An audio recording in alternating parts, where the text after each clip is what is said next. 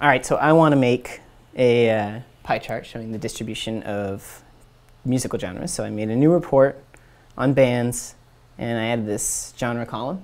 Right. I'm going to have to make it a summary. Yep. And I want to group by genre, right?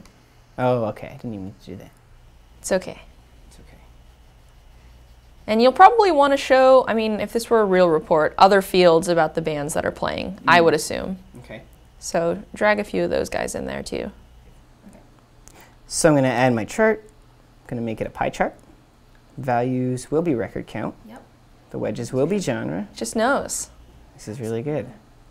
Oh, and enable hover, and you said you wanted to show percentages, right? Yeah. Very cool. And then I'm just going to run the report, or save it first, run the report, and then add it to my dashboard. Sounds good. And Sam, I'm sorry, but it looks like we're only going to have 6% of the bands at our festival will be bossa nova. That sounds about right. 30% rock, 20% electronic, quite a bit of reggae, and even 14% salsa. Pretty cool.